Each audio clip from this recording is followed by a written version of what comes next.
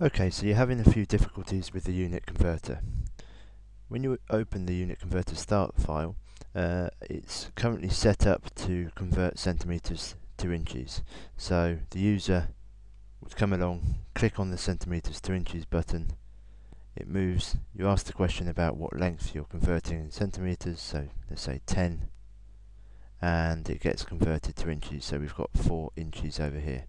So what we want to be able to do is program the reverse, so we want the program to be able to convert inches to centimetres by using this sprite.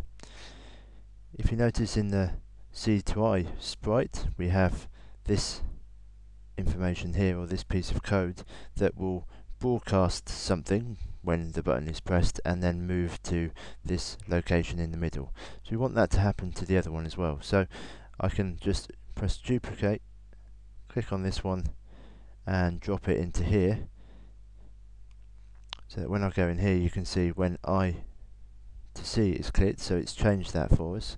I want to broadcast C to I don't want to do that, I want a new one, so I'm going to say I to C, and then it will move to the right location as well. You'll also notice that this sprite actually hides if it receives C to I, and I want this to happen for the other sprite as well. So I'm going to take this, duplicate this one and drop it into there, so that when I come back you can see that this is also going to hide, but not when I receive C to I, but when I receive I to C. Okay, so that's got those things moving around exactly how I want them to. What I need to do now is make sure that I have the question.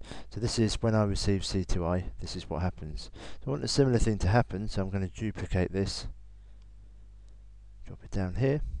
So this time when I receive I to C, ask what is the length in, this time we're going to change this to inches. We're going to set our variable a to be the answer that they type in, and this time we don't want to divide by 2.5 but multiply by 2.5, so I'm just going to take this out.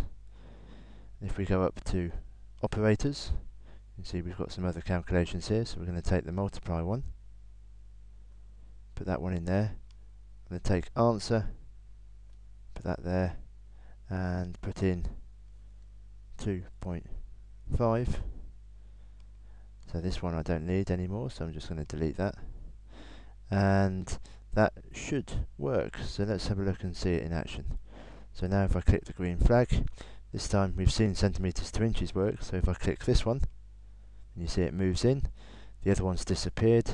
What is the length in inches? This time I'm going to say it's 5 inches, click OK, and now we've got 12.5 centimetres. So we've managed to program it to do the reverse calculation this time and convert inches to centimetres.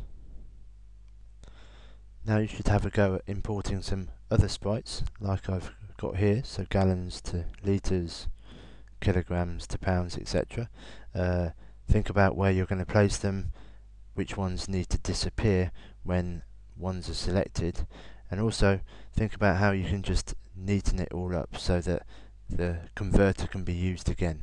So if you notice here, I've added something at the end here that says I'm going to wait 5 seconds and then broadcast start, so that if we just have a look, so centimetres to inches again, if I say 5 centimetres, that's 2 inches, and then if we wait about 5 seconds, then the whole thing's reset and we're able to make another selection. So a nice little way of tidying it up. Okay, I hope that helps, and good luck with your unit converter.